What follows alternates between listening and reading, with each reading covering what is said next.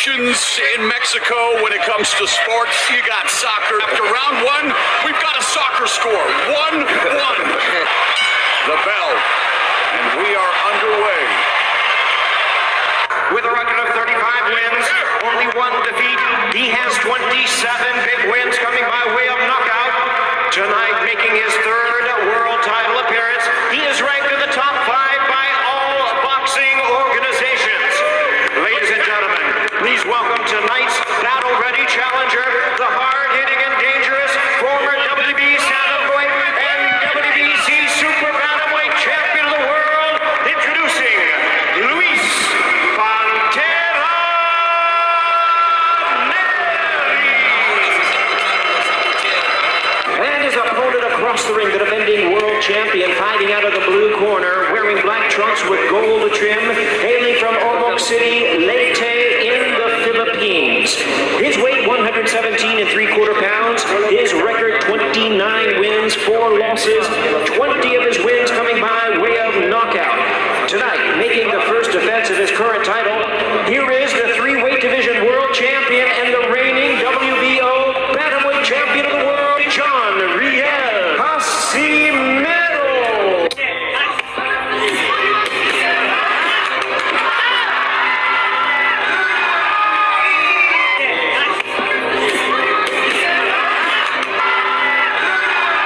This dude is dominating world-class opposition like nobody's business. He is a badass. In the way he's able to reduce his punching power for this fight. He's able a couple that, from short range and from outside, and how he varies his combination is dangerous. To talent and ability, and it seems like he's fighting the best, but he's dominating the best. So, you have to take your hat off to a guy that's dominating the best, running through divisions. Dude, you put that in the Tokyo Dome? Ooh, I got passport, will travel. I'm going to that fight no matter what. It's more like overwhelming. He would throw 6, 7, 8 punches at a time. This man will beat Naoya Inoue. He has all the skills, all the ability, all the pedigree. I fully believe he will beat him. He's tough, he's strong, he's disciplined. He has great timing. He is good. His placement. What's his name? Daniel? As long as he got blood running through his veins and his heart is pumping, y'all in effing trouble. Heck, Conor is on the ropes, putting the combinations together. However, left himself exposed. Dropped that right hand. Guess what? Conor took a small little angle. Changed his position. Didn't see that left hook coming. Boom. Set him down. Okay, he's getting thrown with the...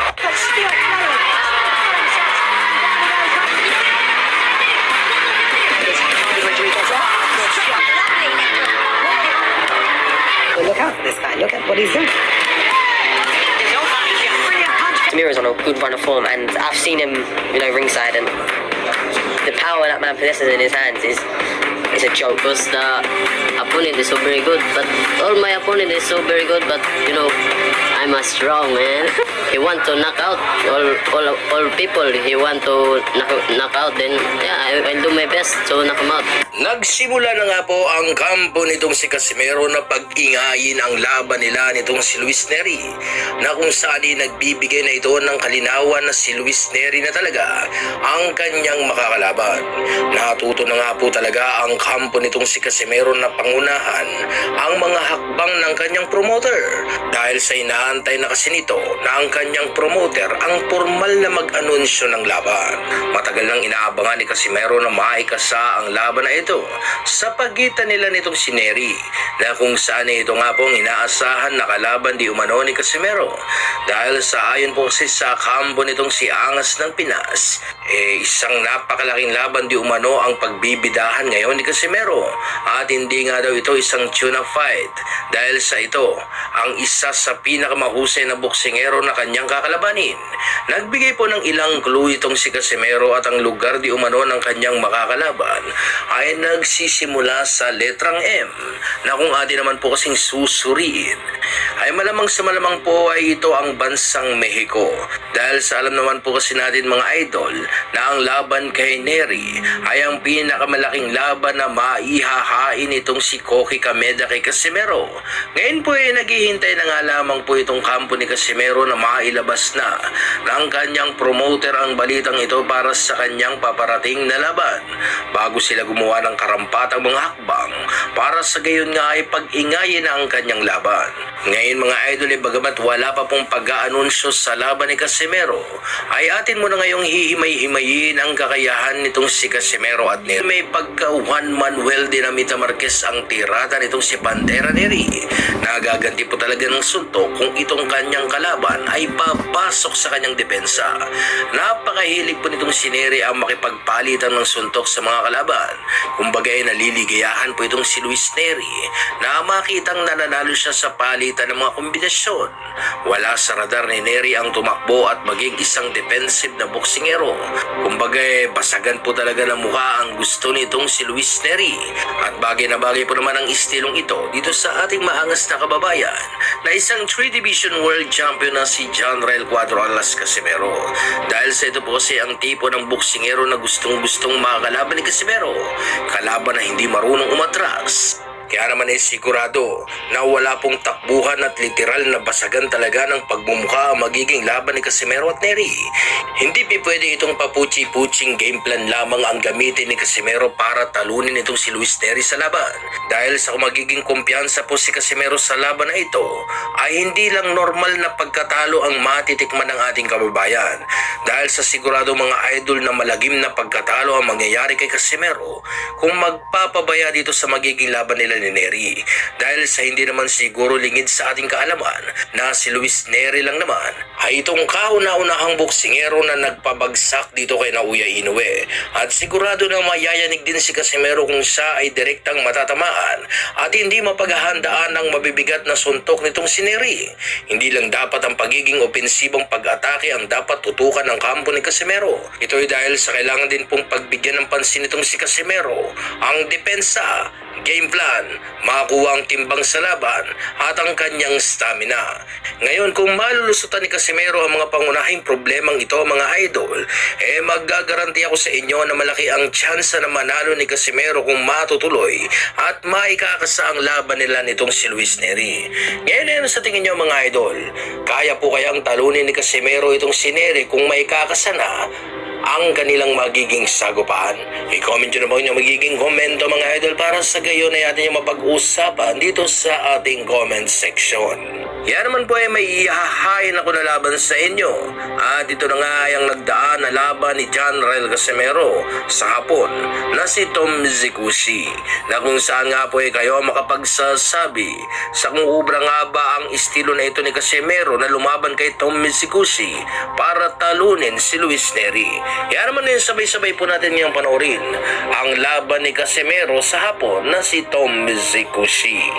Sa unang round ng laban mga idol ay malayong-malayo na sa naugalian na Casimero ang lumalaban ngayon dahil sa hindi na ito padalos-dalos kung gumalaw na para bang kinakalkula na rin ng ating kababayan ang kakayahan ng kanyang kalaban.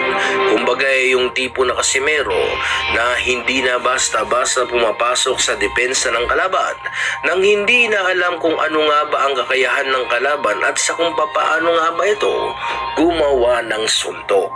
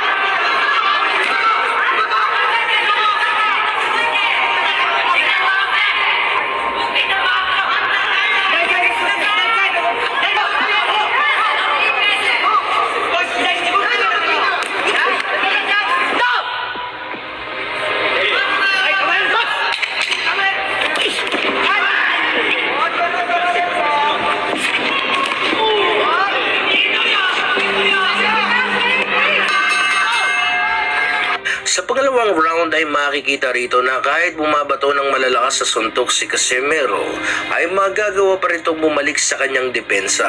Kumbaga hindi nawawala ang balanse ni Casimero sa tuwing ito ay bumabato ng malalakas sa suntok. Sa tingin ko po ay dahil sa malaki po kasi ang nilobo noon ng katawan ni Casimero kaya naiiwan ang kamay nito sa tuwing bumabato ng madidiing suntok. Napakaganda kung ganito po ang magiging katawan nitong si Casimero sa laban dahil sa nagagawa po kasi nitong mapanatili ang kanyang balanse at nakakagawa ng pang-ilag na paggalaw sa bawat opensibang ginagawa ng kanyang kalaban.